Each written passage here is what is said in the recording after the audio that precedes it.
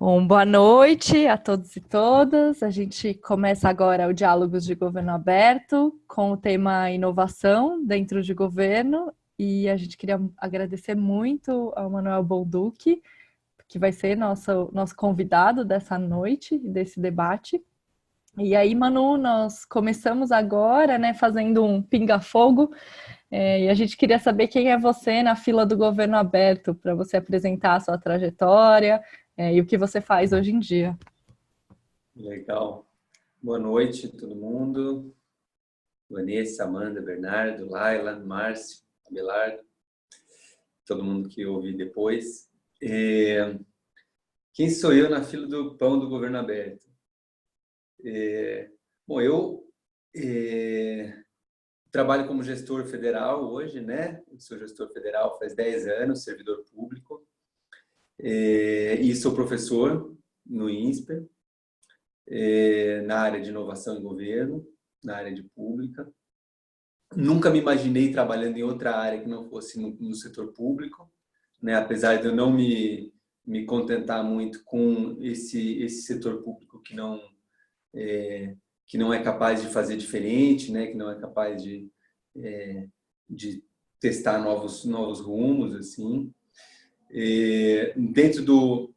Recentemente, a minha trajetória, eu passei a trabalhar no Genova, que é o laboratório de inovação da ENAP. Eu trabalho hoje, a minha carreira é uma carreira transversal, né? Então eu não fico em um setor só dentro do governo federal. Já trabalhei no Ministério do Desenvolvimento Agrário e hoje estou trabalhando na ENAP, que é a Escola Nacional de Administração Pública. Basicamente faz a capacitação para os servidores federais. E dentro dessa escola tem um laboratório de inovação, que é o Genova, que está fazendo 3 anos, e que basicamente tem a função de ser um disseminador, um ponto de difusão de uma cultura de inovação dentro do setor público federal. Então é isso. Eu gosto de me autoproclamar um democrata. Eu acho que a gente precisa reafirmar os valores da democracia desde sempre. É difícil pra caramba, dá um trabalho pra caramba a democracia, mas é absolutamente essencial. Não tem resposta fora dela que não seja a violência. Então, acho que a gente tem que reafirmar isso, e eu acho que se eu pudesse escolher um lugar na fila do pão, seria esse lugar do democrata.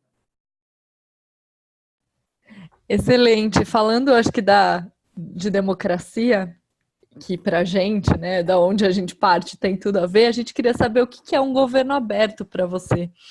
Se pudesse fazer uma definição, qual seria a sua?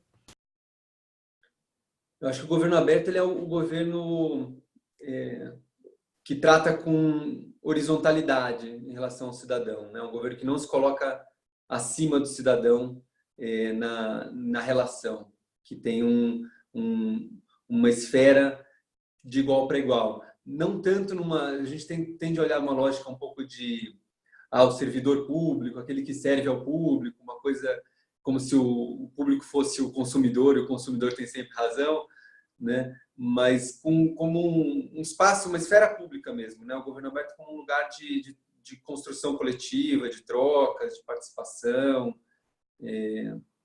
esse lugar de horizontalidade mesmo, assim. Eu fiquei pensando qual que seria a imagem. Acho que a imagem é uma imagem de um espaço horizontal, em que todo mundo tem espaço, em que as pessoas são diferentes, não precisam ser unidas, não precisam estar todo mundo junto, todo mundo fazendo a mesma coisa, todo mundo concordando, mas que não existe uma hierarquia, né, entre Estado e cidadão.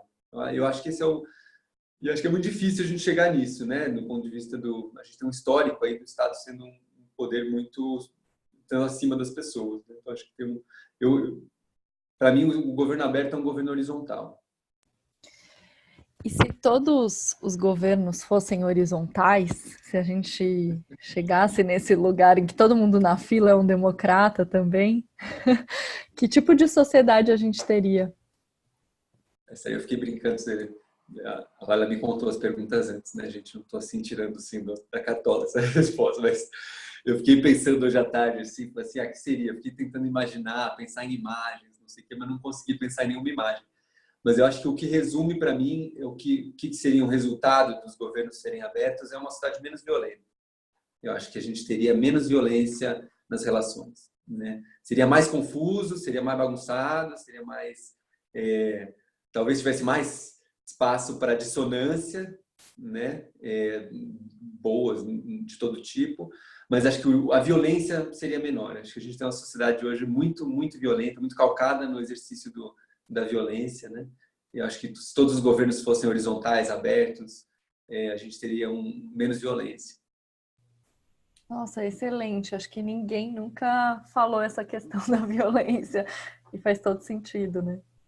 Porque você estabelece relações de confiança, né? E próximas e horizontais. Muito legal, Manu.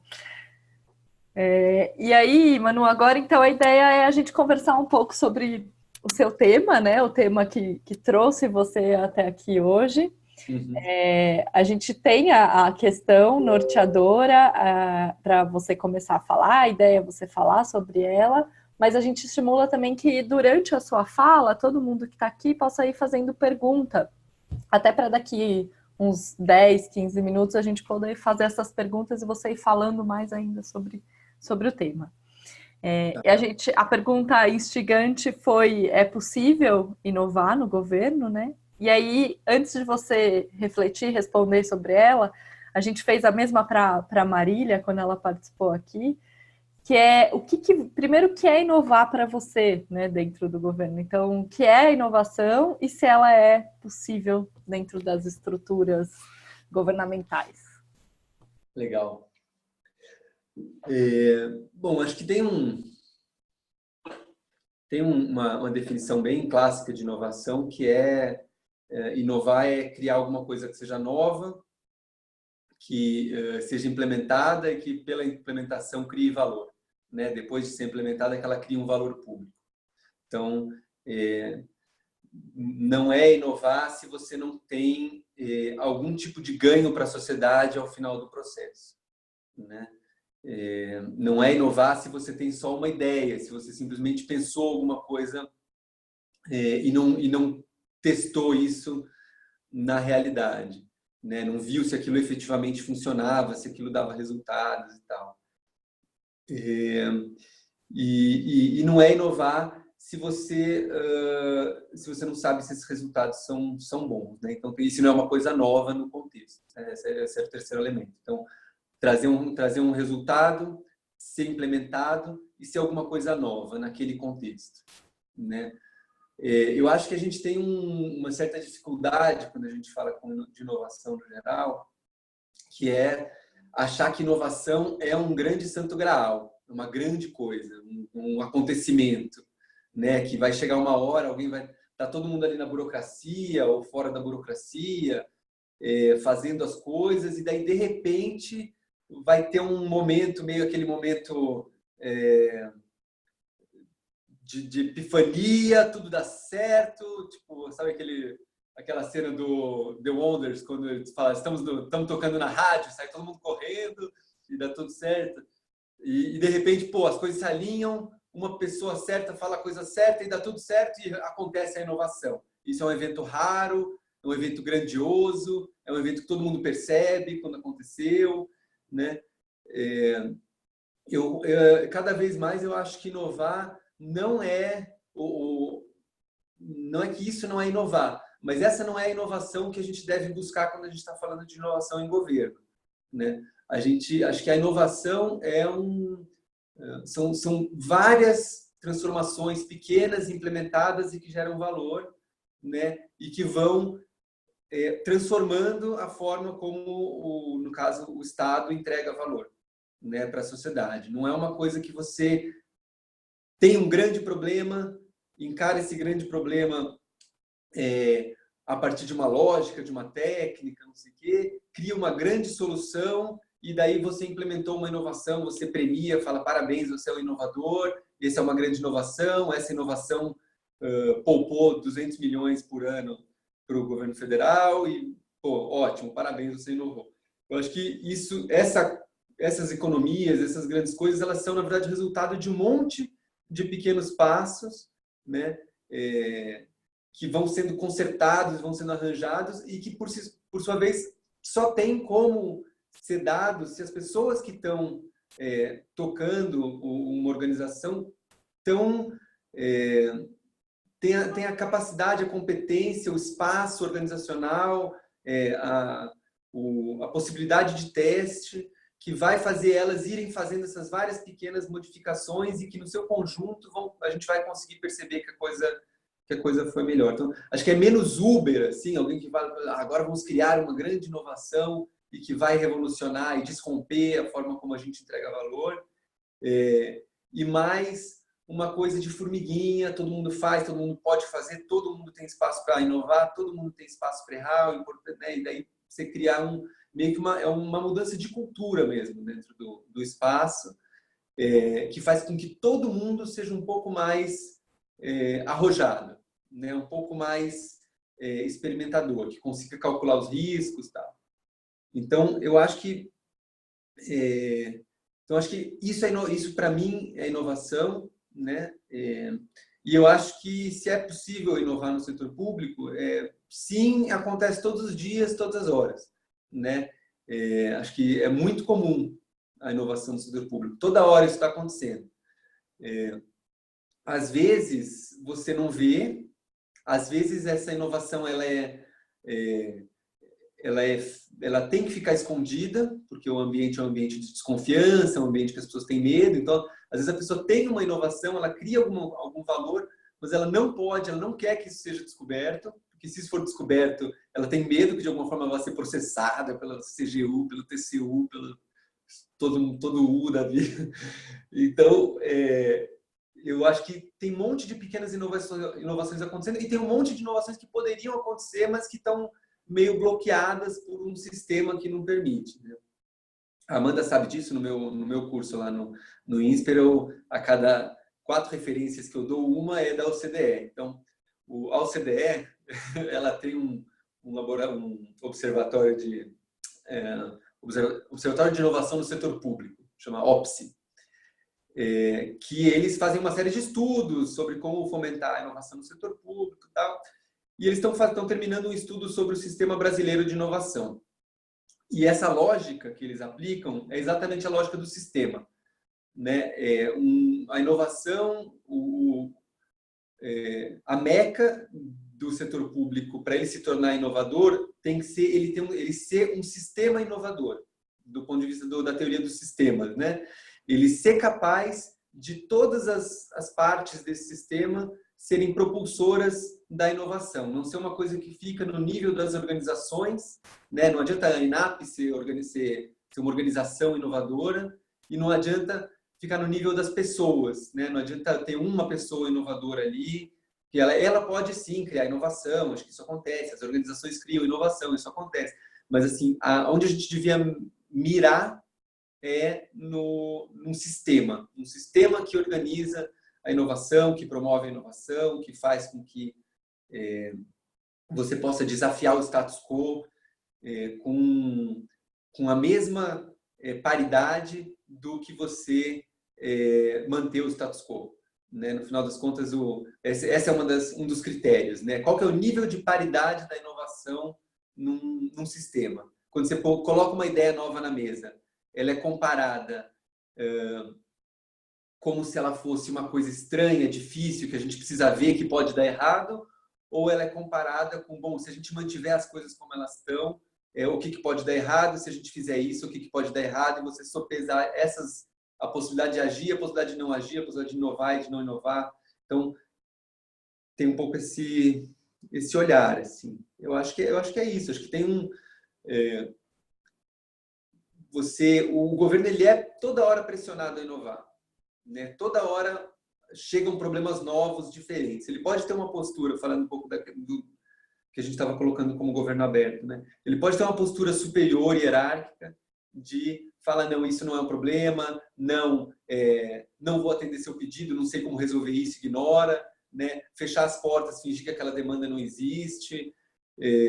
Ou ele pode ter uma postura de entender que aquela demanda está chegando daquela forma, porque de alguma forma aquilo ali é um problema, é um feedback, é um input de participação do cidadão, e encarar aquilo ali como uma possibilidade de promover uma inovação, né? De promover uma melhoria, de promover alguma coisa.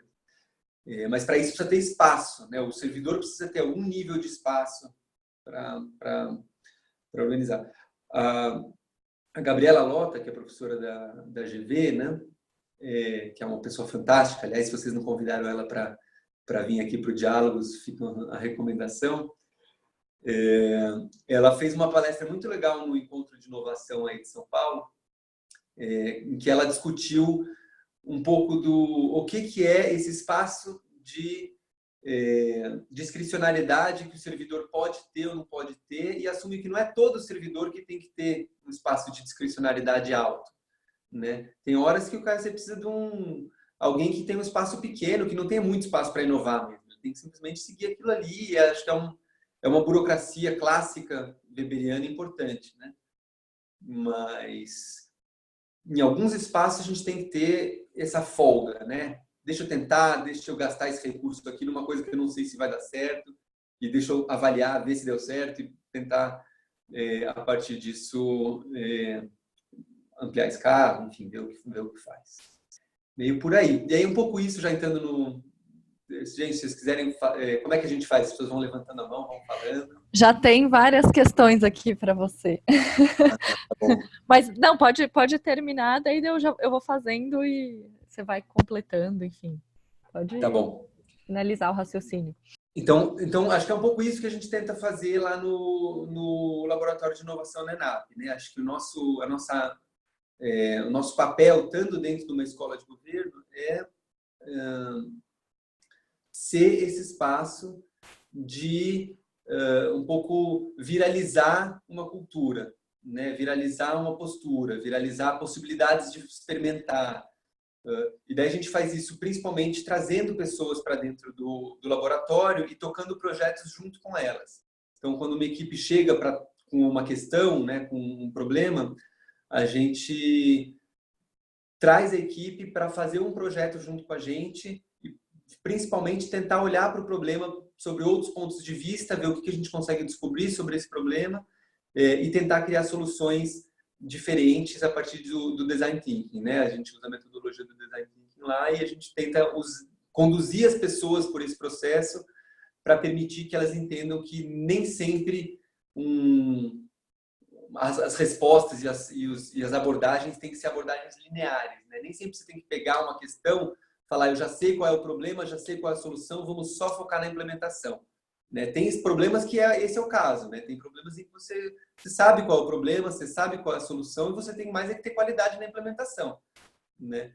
E que já é um puto desafio, né? Já é um desafio gigantesco, conseguir implementar bem, né? Num país que nem o Brasil, estando no governo federal, estando no governo de uma prefeitura que nem a prefeitura de uma metrópole de 1, 2, 3, 10 milhões de pessoas, implementar bem já é um desafio grande o suficiente. Mas se você, além de ter o desafio de implementar, você ainda não entendeu qual é o problema, você não está com uma abordagem que trouxe as pessoas para discutir, para criar uma solução que seja mais, que contemple mais atores dentro daquele espaço e tal, o problema vai só se avolumar. Então, o nosso trabalho é um pouco esse, de falar, bom, tudo bem, o que a gente consegue olhar, como que a gente consegue olhar para esse problema e entendê-lo melhor. E a gente faz isso, a gente faz capacitações, fazemos eventos de divulgação, né? Momento Merchandising, Semana de Inovação na Gestão Pública, de 4 a 7 de novembro, aqui em Brasília, com transmissão ao vivo. E quem quiser propor, inclusive, uma atividade para acontecer na semana, também estamos abertos a isso. Eu vou passar o link depois para a Laila. Mas, enfim, a gente tem momentos de divulgação, a gente tem momentos de construir projetos junto, a gente tem momentos de premiar a inovação, né? A ENAP tem um prêmio que premia a inovação há 23 anos, que coloca o selinho, fala isso aqui é inovador, né? Todo mundo olha para isso, olha para essa experiência, vejam como eles foram capazes de fazer e tal. E a gente faz publicações, a gente tenta fazer as nossas metodologias estarem disponíveis, né? Para quem quiser replicar. Então, eu estava falando da coisa da inovação. Tem problemas que são conhecidos e que você não precisa criar uma solução nova. Você precisa conhecer, fazer um benchmarking, conhecer as soluções existentes e copiar straightforward, assim, copiar. Né? A gente tem tem também um pouco de medo de fazer falar, não, estou fazendo igual, não sei quem está fazendo, foi ele que inventou. Foda-se quem inventou, né? Tipo, não é essa a questão, não é esse o... eu dou exemplo em sala de aula. Se você tem uma comunidade que não lava as mãos e por isso milhares de crianças morrem por doenças evitáveis, você cria um programa e faz todo mundo começar a lavar a mão, não foi você que inventou isso. Você pode pegar a musiquinha do lava uma mão, depois a outra e colocar lá sem ter criado a musiquinha, sem ter inventado nada, e você vai gerar valor público. Então, assim, acho que tem que focar no valor, né? Não é na novidade. Pronto, falei demais. Ótimo, não. Tem várias questões aqui que eu acho que você pode ir aprofundando, que você já colocou, que a gente foi interagindo na medida em que você foi falando. E aí eu acho que a primeira, que foi da Amanda, tem muito... tem um link com esse seu final, né? Que ela falou que a pergunta é: uma iniciativa deixa de ser inovadora se a implementação dela dá errado, ainda que na sua idealização os resultados previstos fossem positivos? Pois é, né? Felizmente eu não tenho o papel de ficar dizendo o que é e o que não é inovação, porque daria um trabalho. Não. Eu acho que não é inovação se não deu resultado positivo. Mas eu acho que o resultado positivo pode ser um bom aprendizado, né? Se você aprendeu, se aquela implementação foi uma implementação que falhou, mas que você entendeu um pouco mais sobre o problema, né? E que o tanto de aprendizado, a relação custo-benefício não foi absurda, né? Não é você pegar um programa gigantesco em nível federal, colocar 3 bilhões, dar tudo errado, e falar, mas eu aprendi que não era bem isso, né? Mas assim, você colocar um tamanho de esforço que permita você aprender com a falha da implementação, faz com que você consiga ter um resultado positivo daquela implementação, que não é a solução, né? Não é uma inovação no ponto de vista da solução, mas que é um aprendizado, que ele vai fazer parte do processo de você criar uma solução inovadora para aquele problema, né? Ou um pedaço da solução inovadora para aquele problema. Por isso é que você tem que assumir o erro como premissa, né? Errar vai sempre acontecer, você vai sempre errar. Tem sempre alguma coisa que vai dar errado em qualquer projeto que você coloque para frente, né? A questão é que você só pode colocar um projeto grande na rua quando você tiver já colocado um monte de projetos um pouco menores, ou que você já tiver bebido da experiência de outras pessoas que colocaram projetos menores, a ponto desse grande projeto não ser um grande erro, mas ser um erro que você consegue ajustar, né? Você pega o Bolsa Família, por exemplo, né? O Bolsa Família, ele não nasce pronto, né? Ele não é um grande projeto que um belo dia alguém chega e fala assim, vamos colocar isso na rua e ele vai funcionar assim, assim, assado, vai todos os municípios, eles vão participar da gestão do programa dessa forma, os estados vão ter esse papel, o governo federal vai ter esse papel, vão ter comitês, isso vai ser por meio da bancarização. Não, isso foi um processo que surgiu dos municípios, que surgiu de outras iniciativas do governo federal, que surgiu de vários lugares, e o governo Lula foi capaz de alguma forma, se aproveitar de todo esse conhecimento e criar um grande programa que era inovador. E que teve problemas, e que teve erros, e que conseguiu abrir dados e comprovar e fazer avaliações para conseguir também consertar o programa. Então, a resposta é talvez. Manu, tem outras questões aqui na ordem, mas eu vou pegar relacionada ao conceito de inovação, né? E a ideia, o limite da inovação que apareceu aqui. Eu fiz, quando você estava falando sobre a institucionalização da inovação, né? Não ficar numa pessoa, né? Não ficar centralizada. E aí a pergunta é possível institucionalizar a inovação ou ela deixa de ser inovação? E se é possível institucionalizar, se você conhece alguma experiência, como fazer isso, um processo que não dependa de burocratas? Eu acho que a inovação ela tem que ser institucionalizada. Eu acho que para ela ser inovação, ela tem que estar arraigada, ela tem que fazer raiz no lugar institucional onde ela está, né?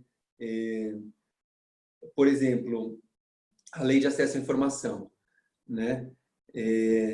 Vocês conhecem bem mais disso do que eu, mas você podia ter uma lei que não pegasse, né? Não, fizeram a lei, não, todo mundo é obrigado a obedecer, tal, mas a lei fica ali, algumas pessoas obedecem, você tem que buscar na justiça qualquer dado que a pessoa não abra, você tinha um sistema que não funcionasse.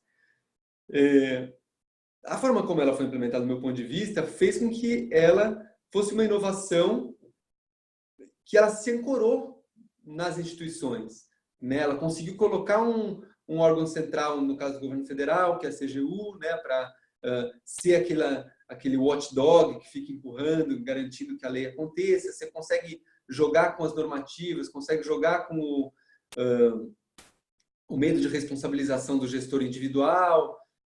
Então, eu acho que se você faz uma inovação, você consegue criar alguma coisa, mas aquilo ali cai, né, ao vento, qualquer coisa que aconteça, qualquer primeiro tremor político, mudança de chefia, aquilo cai, não foi o trabalho, não chegou lá, né? Não fez o que precisava fazer. Não adianta nada tá cheio de gente por aí que mata no peito e coloca alguma coisa para frente. Né? Isso aqui tem que fazer, inclusive por uma postura hierárquica que a gente tem ainda no governo. Né? O prefeito falou que é para fazer. O prefeito falou que é para fazer, é prioridade. Mas tem a lei, mas tem não sei o quê, mas não faz sentido nenhuma ideia. Não, é para fazer. As coisas saem desse jeito. Né? E pode até ser alguma ideia boa, que entregue valor naquele momento. Né? Mas se ela não está bem ancorada na instituição, nas instituições, né? Se ela vai cair no STF, ou vai cair no TCU, ou se os servidores não estão a fim de colocar aquilo para não entendem o valor daquilo, ou se a imprensa bate demais, aquilo vira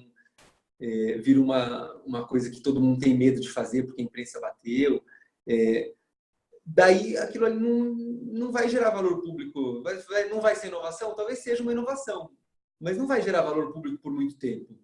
Né? Vai chegar uma hora que aquilo ali vai morrer. Então, eu acho que a institucionalização ela é praticamente assim, um componente do que é inovar.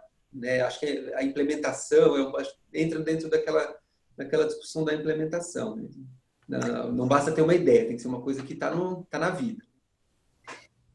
E aí tem algumas questões aqui na linha da inovação e tecnologia.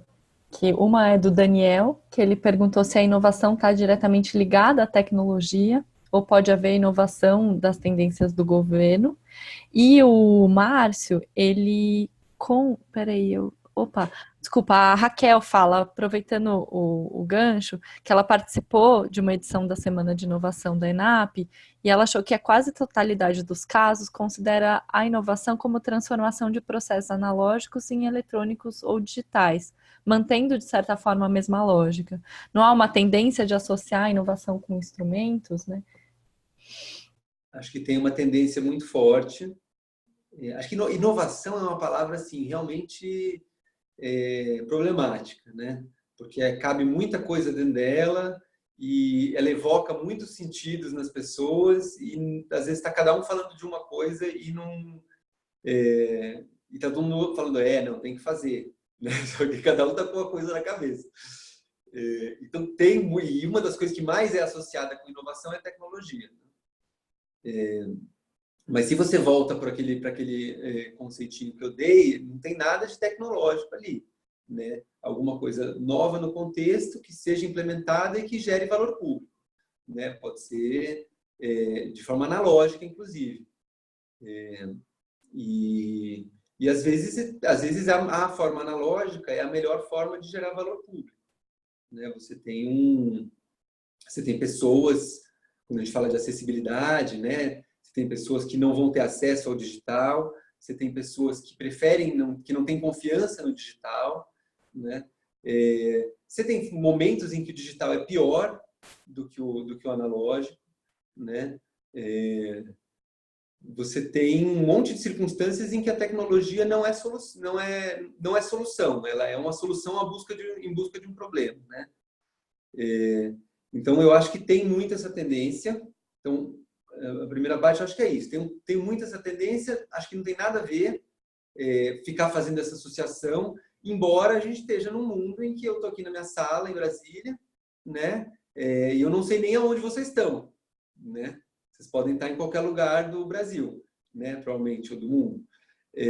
Então, assim, outro dia eu estava lendo uma notícia ontem que foi registrado o primeiro crime no espaço, que foi uma astronauta. Vocês leram essa notícia, não? Uma astronauta acessou os dados bancários da mulher dela da Estação Espacial Internacional, que ela estava num processo de separação, não sei o quê, uma coisa assim, totalmente crimes da vida como ela é, só que ela fez isso na Estação Espacial, né? Então, assim, não dá para dizer que não dá para pensar que a gente está num mundo em que o tecnológico e o digital não são parte dele, né? E vão ser cada vez mais parte, né? A gente, enfim, todas as discussões sobre futurismo, né? Sobre o que vai acontecer com os seres humanos, a gente vai começar a se mesclar com robôs, a gente vai fazer engenharia genética, a gente não vai mais morrer, o que vai acontecer? Não dá para você fazer uma discussão sobre governo sem considerar o mundo onde a gente está. E o mundo onde a gente está é um mundo que está se digitalizando. E o Brasil está vivendo um pouco esse processo, né? Realmente a Semana de Inovação, ela, nos últimos anos, assim, eu acompanho a Semana de Inovação há 2 anos, né? Esse é o terceiro ano. Ela teve uma pegada muito forte dos processos de transformação digital de serviços do governo federal, né? Porque basicamente é uma das coisas que está sendo feitas pelo pessoal que está organizando a Semana da Inovação, né? Então é a visão de inovação que tá muito presente no que era o Ministério do Planejamento e agora é o Ministério da Economia, né? E daí você fica nessas de transformar os processos, de pegar um processo e conseguir transformar ele em digital, economizar não sei quantos milhões, que é uma coisa importante, né? A gente tem um caminho para percorrer, tem um monte de coisas que a gente faz presencialmente e que são muito mais caras presencialmente e custosas para todo mundo do que se elas fossem digitais, né? Hoje em dia, ir num banco, por exemplo, e pagar uma conta é um negócio assim, você fala, pô, de jeito nenhum que eu vou num banco, né? Eu fecho minha agência minha conta por telefone, mas eu não vou até aí resolver esse problema que você está me trazendo, né? Então, acho que o governo ele tem que ser capaz de fazer isso. Isso é uma parte importante. Agora, inovação e transformação digital não são a mesma coisa, né? Não são conjuntos que se contêm. Manu, super interessante esse ponto. E aí tem, acho que um outro que é tão, e até mais para mim, pelo menos, que interessante, que foi a pergunta do Bernardo, se é possível inovar dentro de um ambiente pouco democrático. E o Márcio foi na linha e também perguntou, né, entre as características de governo aberto, você citou a relação de horizontalidade com o cidadão. A inovação em um governo de hierarquia vertical, quais os problemas disso? Pois é, eu acho que há espaço para inovação dentro da hierarquia, porque mesmo dentro da hierarquia você tem demanda por solução de problemas, né? E dentro de uma lógica de hierarquia você vai ter uma demanda por alguma solução. O problema é que o medo de experimentar e o medo de errar, né, são duas coisas que matam o processo de inovação. A possibilidade de você criar o novo, criar o diferente. Então, se você tem um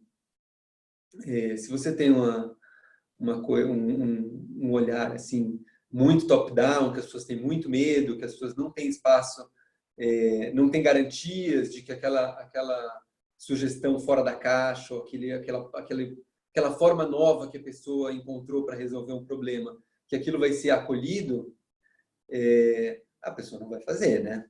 Acho que tem mas acho que que nem eu disse, eu acho que a inovação ela acontece micro, ela acontece escondida. Hoje em dia a gente vive, não só por a gente estar num governo inominável, né? Mas por a gente estar mas o governo em si, ele é um ambiente hierárquico, né? Você tem um processo de hierarquia super forte, né? A quantidade de camadas que você tem entre o primeiro escalão e a pessoa que atende o cidadão, eu não sei se alguém já fez a conta disso, mas deve ter algumas instituições que devem passar de 20 camadas, né, de hierarquia, 20 chefias de quem lidera a organização até a pessoa que atende o cidadão, ou que a pessoa que toma as decisões. Então, é óbvio que é muito hierárquico, é óbvio que é muito difícil. E se você ainda tem toda essa pecha, né, essa dificuldade do servidor de sair, e a burocracia, ela é, por definição, né, e eu falo burocracia sem nenhum viés pejorativo, apesar da palavra ter assumido esse viés, mas a burocracia, ela é um ganho do Estado, né? Quando não é burocracia, antes de ser burocracia era patrimonialismo, né? Antes de ter um corpo profissional que entrega as coisas sem olhar a cara de quem vem, tinha o cara que olhava e dava aos amigos tudo e aos inimigos a lei, né? Então, a burocracia é um ganho, mas uma das disfunções dessa burocracia impessoal é essa rigidez, né? E é isso que a gente precisa ser capaz de ultrapassar, né? Para gerar inovação. E dentro desse pacote da rigidez, a hierarquia é uma delas, né? Você fez errado, você tem que fazer desse jeito que eu estou mandando, não é? Eu sou o chefe, né? O prefeito mandou fazer, todo esse tipo de coisa que vai minando a capacidade das pessoas de fazer diferente. Acho que é isso. Ótimo. E aí, você não falou se é possível em um governo pouco democrático, mas depois você retoma essa. Eu E, acho que está nesse bolo aí, acho que é isso. É possível, né? uhum, Eu acho que em todos os governos, todas as organizações, em todas as situações existe algum grau de inovação, né? Toda hora que vem um problema, alguém tenta solucionar, né? Essa tentativa de solução tem duas opções. Ela faz exatamente o que já era feito, né? Que é muito difícil de você conseguir fazer exatamente o que já era feito, ou você vai fazer alguma coisa nova, né? Então, uhum. você está sempre tentando dialogar com os problemas na medida que eles vêm. A questão é que, às vezes, essa coisa nova pode ser uma coisa ou muito pequena, ou que ninguém vê, ou que você nem sabe que foi novo, você nem viu, você nem registrou, tal. Eu acho que em todas as situações tem inovações pequenas, né? Legal. Aí, Manu, a Van, que também está com a gente no Instituto, ela falou que hoje ela teve com servidores de pequeno município que não se veem capazes de atuar em prol da abertura, da inovação, tanto por incapacidade técnica quanto política. Como você enxerga essas possibilidades no âmbito local, cuja realidade é muito carente e burocrata nesse sentido? Eles não se sentem capazes de inovar. Sim. Então, eu acho que tem um pouco, acho que o nível local é o grande desafio do Brasil, né? Acho que eu conseguir primeiro que esse papo de nível local já é um mundo, né? Já é um negócio tipo, o que é o nível local? É São Paulo, é a Piaí, né? Então, assim, no nível de São Paulo, o nível local é a né? Subprefeitura. Você pega a subprefeitura acho que do Grajaú, de Embu-Guaçu, tem 300 mil pessoas dentro da subprefeitura, né? Se fosse um município, era o 20º do país, né, de população. Então, tem que ver aonde está esse nível local, mas em todos eles acho que tem uma dificuldade muito grande de capacidade, de espaço, né, de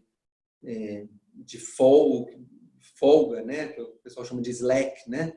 Tem um espaço para você se movimentar e tentar criar alguma coisa um pouquinho diferente. Então, eu acho que tem um desafio muito grande.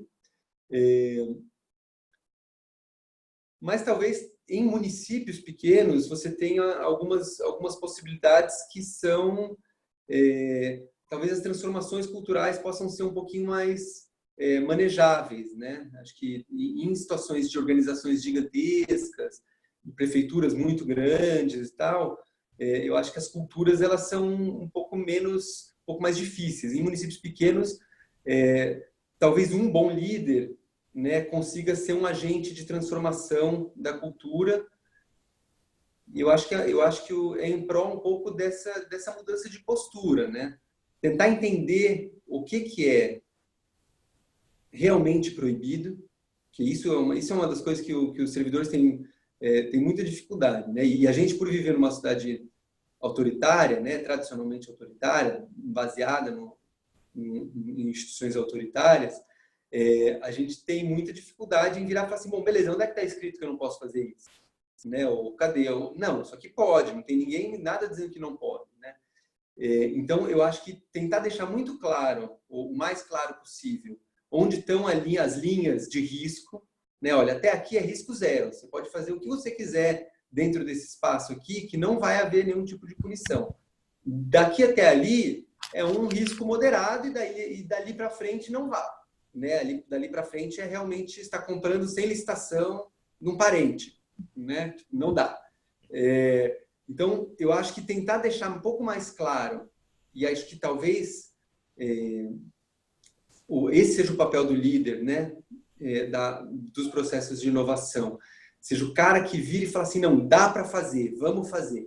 Né? Vamos pegar isso aqui, eu vou assumir a responsabilidade se der algum problema aqui. Ou eu vou conversar lá na jurídica.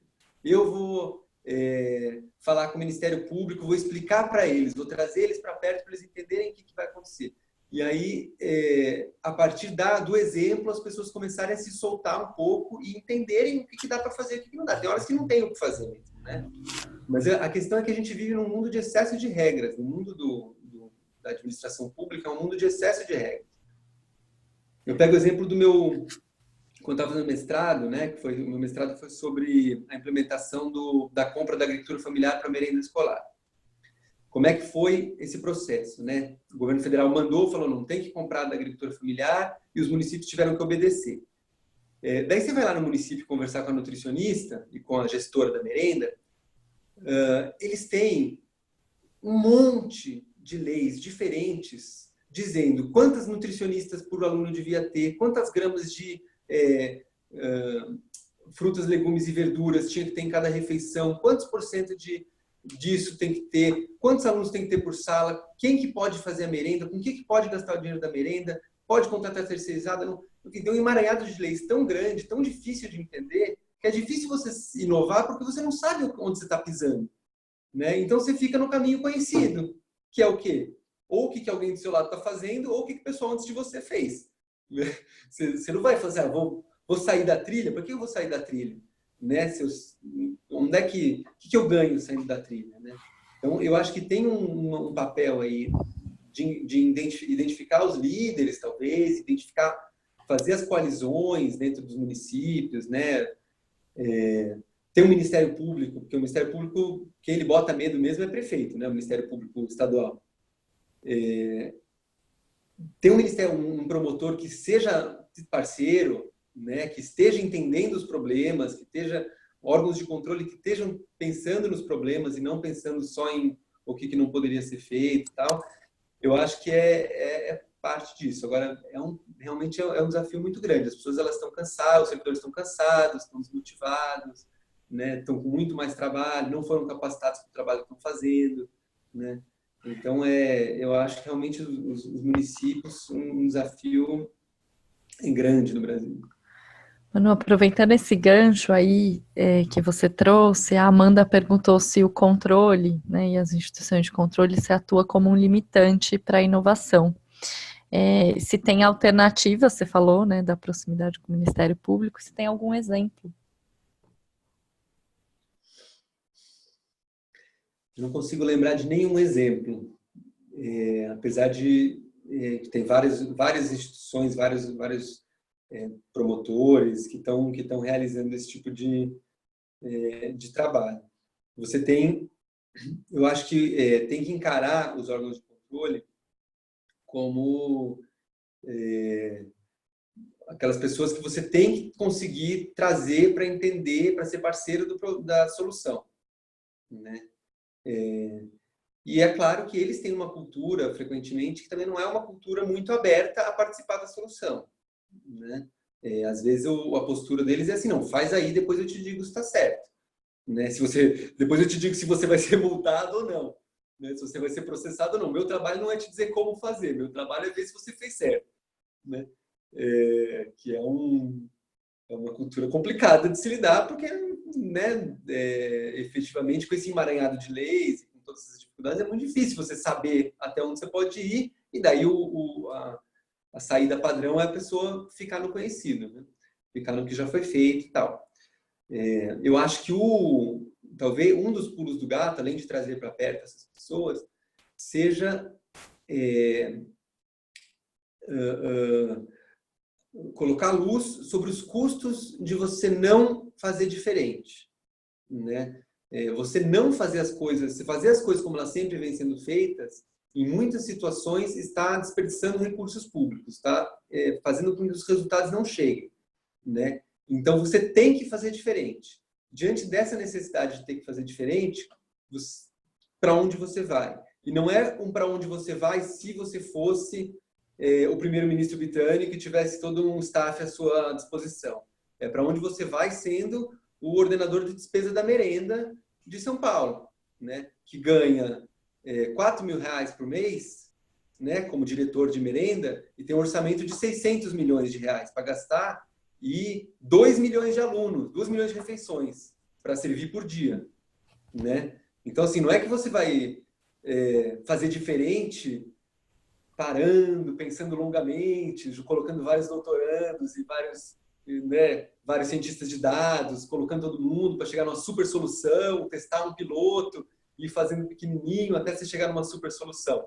Você é uma pessoa, você tem um staff pequeno, você tem servidores nessas condições e mesmo assim você tem que lidar com esse problema, né? Você não está lidando com o problema no abstrato, você está lidando com o problema no concreto. E você tem duas opções. Você continua fazendo o que você já fazia, que não está funcionando, ou você tenta inovar, né? E aí sob esse olhar você tem que conseguir, esse olhar que você tem que conseguir mostrar pro cara do controle, né? Ele tem que sentir aquela empatia por você, falar assim, porra, realmente estava difícil para ele também. Manu, a gente tem mais 5 questões aqui para você. Acho que foi o tema caliente aqui, nosso, né? Eu vou fazer o seguinte, eu vou ler mais uma da Vanessa e depois eu tento condensar umas 3 para você fazer na sequência e a gente termina com a do Márcio, que eu acho que é bem legal para terminar com gancho. A Van falou você mencionou a importância das trocas, né, entre servidores para problemas semelhantes sem a necessidade de inovar o tempo todo. Existe esses espaços de troca? Você recomenda algum? Ou algum tipo? Recomendo, acho que existem vários, desde o cafezinho da repartição, né? Até os encontros, os fóruns. Tem um movimento grande de conexão dessas pessoas no âmbito de uma rede de inovação em governo, que chama Rede InovaGov, que inclusive agora está com vários spin-offs, né? Você tem o WhatsApp central da rede, mas tem vários spin-offs sendo criados, tem um de chatbots, tem um de jurídico, tem um de Agile e Scrum, enfim, tem vários spin-offs, acho que Governo Aberto não tem ainda, fica a dica. Então, a gente tenta fazer um pouco esse papel dentro da rede, num espaço de troca, né? Acho que a academia, ela tem reagido, né, a essas demandas. Acho que os estudos aplicados, né, eles às vezes conseguem trazer essas experiências, apesar de nem sempre ter uma interlocução tão grande com quem está na ponta, né, com quem está precisando resolver o problema prático. Mas eu acho que no limite, assim, você tem, acho que isso é uma das vantagens da gente ter tantos municípios no Brasil. Você tem muita gente com problemas semelhantes, né? E quando às vezes as pessoas me perguntam assim, você acha que a gente devia criar um laboratório de inovação aqui na minha unidade, na minha organização? Então, estamos criando um laboratório de inovação, tal, já tem as salas, PUFs. Daí eu falo assim, olha, não sei se devia ou não, mas uma coisa eu acho que vai acontecer quando você criar. As pessoas que estão interessadas em achar sua turma, em fazer diferente, elas vão se aproximar, elas vão chegar perto ali, né? Então você já não vai estar sozinho. Só de você já não estar sozinho, você já vai ter uma capacidade de ação um pouquinho maior, né?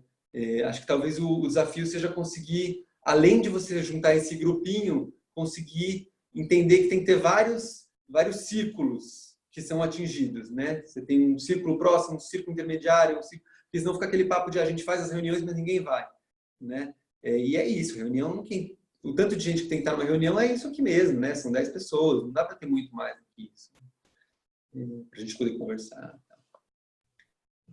Ótimo, ótimo. E agora, acho que são 3 perguntas excelentes para você, que é a primeira do Bernardo: quais os limites da criação de valor público via inteligência artificial, tirando das mãos dos servidores as decisões e poderes mais diversos?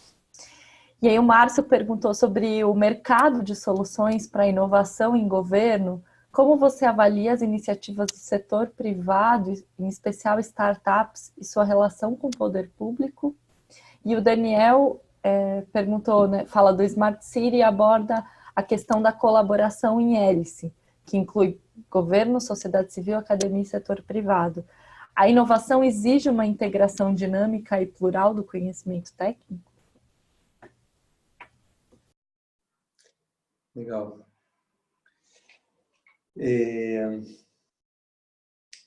Cara, bom, sobre vou falar no geral, assim, né? Tentando responder as 3. Eu acho que o governo ele tem que conseguir ser esse espaço que ele absorve potenciais iniciativas da sociedade, absorve ou menos absorve, mais troca, né? Um espaço de permeabilidade para não só as soluções, não só os problemas, não só a participação, mas tudo que a sociedade tem para oferecer de input para o governo. Acho que tem que existir permeabilidade para isso, dentro de um marco republicano, obviamente. Então, nesse aspecto, eu acho que as startups, né, ou as GovTechs, ou as empresas estabelecidas, já com um modelo de negócio estabelecido, não tecnológicas, elas têm que ter meios de demonstrar para o Estado, para os servidores, que eles têm formas novas de gerar valor, né? A gente tem, eu acho que um movimento muito interessante no Brasil de gente criando soluções em startups para governo, tentando criar, tentando misturar esse empreendedorismo né, contemporâneo com o impacto social via governo, e acho que é importante, interessante que tem esse olhar de queremos fazer com o governo, né? Não estamos aqui para fazer a coisa paralela, estamos querendo fazer junto. Acho que isso é um movimento que se acentuou e é pujante, é importante, é essencial. E o Estado ele precisa ser capaz de ter portas de entrada, né? Caminhos para essas soluções serem testadas. Às vezes o cara que está na startup precisa é um teste, fazer um teste da solução dele, para ver se a solução funciona. Se a solução funcionar, ele tem um case. Se ela não funcionar, ele melhora e tenta fazer um case ali na frente. Então, acho que tem que ter esse espaço, o governo tem que ser essa plataforma de testes também para essas soluções. E eu acho que a gente tem que abandonar completamente uma visão retrógrada de mas a gente vai aplicar essa solução só para um pedaço do público. E aí, como é que a gente vai justificar isso perante todos os outros públicos? Então ótimo, então a gente vai fazer uma solução ruim para todo mundo, que deve estar todo mundo feliz, né? Não faz sentido nenhum, a gente precisa ter abertura ao erro, né? E eu acho que acho que o governo ele precisa ser um incentivador desse ecossistema de startups que favorece a criação de soluções para o poder público. Eu acho que aí, essa é uma das formas pelas quais a gente vai descobrir quais são os limites da inteligência artificial para governo. Porque a gente não sabe quais são esses limites, onde que vai dar para aplicar. Acho que isso é uma discussão que está todo mundo tentando entender até onde vai, né, a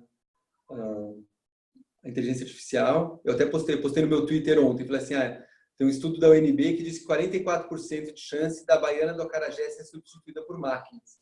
Assim, imagina vocês que nem sabem fazer arroz, né?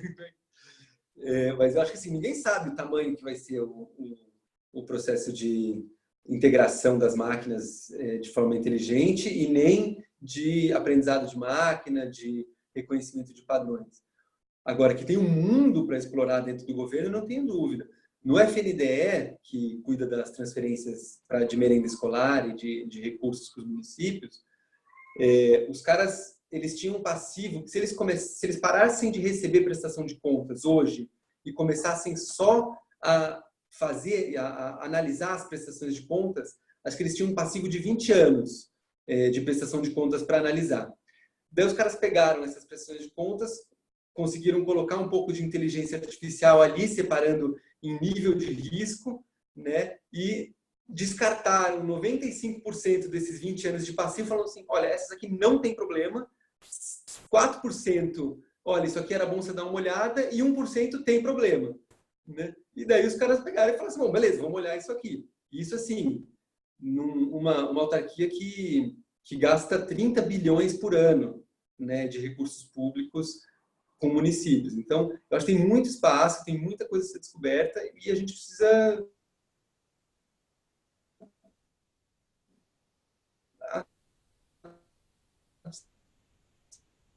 inteligência artificial que eu me declaro incompetente para falar em público. Assim. Pode tomar uma cerveja depois, mas não é minha área, não é minha praia.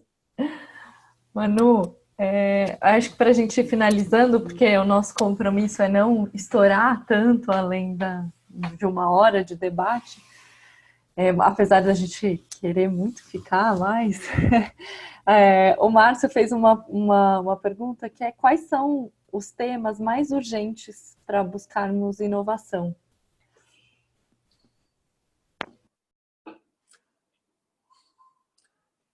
Eu acho que controle, né?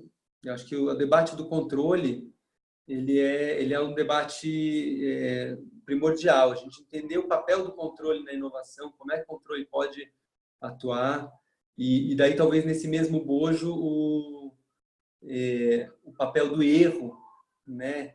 A gente ressignificar o papel do erro, entender o que é as possibilidades da gente aprender na implementação, como é que a gente consegue fazer uma política baseada em dados sem precisar de grandes especialistas, né? Como é que a gente consegue ali num município pequeno ou num contexto específico fazer política baseada em evidências para conseguir testar inovação, para conseguir aprender com o que você está inovando, para conseguir se defender dos órgãos de controle, para conseguir comunicar com a imprensa. Então, eu acho que teve algum momento aí que alguém da esquerda achou que você dialogar com foco nos resultados era papo de direita, né? Eu acho que isso é uma grande abobrinha, assim. Acho que foco nos resultados é papo de quem quer um Estado funcionando, né? E você testar formas de você entender se está funcionando ou não, experimentar, errar, tal, é o que vai fazer as possibilidades de inovação surgirem, prosperarem, né? Isso aqui funcionou, isso aqui não funcionou, isso aqui a gente achou que ia dar isso, deu aquilo. Ter essa postura de aprendiz, né? Estamos testando, vamos errar e faz parte. E a imprensa aceitar que isso é parte do combo, né? Não tem bala de prata, não tem grande solução, nada vai sair pronto. Eu acho que conseguir contar essa narrativa estou com foco no resultado, mas não sei exatamente onde isso vai dar, então vou testar pequeno. E vocês dos órgãos de controle, da sociedade e em geral, o conjunto dos eleitores entender que isso faz parte do processo e que isso é a melhor prática, eu acho que seria, é o caminho aí para seguir, assim, né? Eu iria por aí. Minha resposta, não sei se... Legal, não, excelente. Agora a gente teria um momento de abrir microfone para quem quiser falar. Não sei se alguém ainda tem uma reflexão, algo que queira colocar. Enfim, e aí até falando um pouco, Manu, eu esqueci, falha minha, a gente normalmente se apresenta aqui no chat no início, mas estamos realmente em diferentes locais, então eu, Van e Amanda em São Paulo, mas Bernardo Rio, tá no Rio agora, Márcio, Pernambuco, Recife, Abelardo também, a Raquel tá em Brasília, né, Raquel? Acho que tá sem o áudio. Mas o Vitor em São Paulo e o Daniel no México, não é, Van? Se eu não tô. Então, a possibilidade da reunião aqui, da gente. Ah, a Raquel também no Rio. Ah, é verdade, excelente. Então, a gente está em diferentes locais, graças aí um pouco, em parte, à tecnologia também. Maravilha. E Bernardo? Não, eu sei que já o tempo já estourou, só ia Não, vai lá, não tem problema não. não, não, só dar os parabéns aí para o Manuel, riquíssima apresentação, e dizer que as colunas dele no Jota também são ótimas, Legal. é legal indicar. Não, se a gente tivesse tempo aqui, a gente ia ficar mais umas 2 horas falando sobre essas colunas. Maravilha, pô, obrigado. É sempre bom saber receber um feedback da Não, total. E uma coisa que eu ia falar, legal você ter falado isso, Bernardo, que eu ia recomendar que vocês também conheçam o Genova, né? Não só o que eles estão fazendo, mas tem uma coisa que eu e a Van ficamos acho que muito impressionada, a gente até imprimiu, é o fluxo de projetos, né? Como que vocês estruturaram o fluxo para entrada e organização, né, das demandas do laboratório.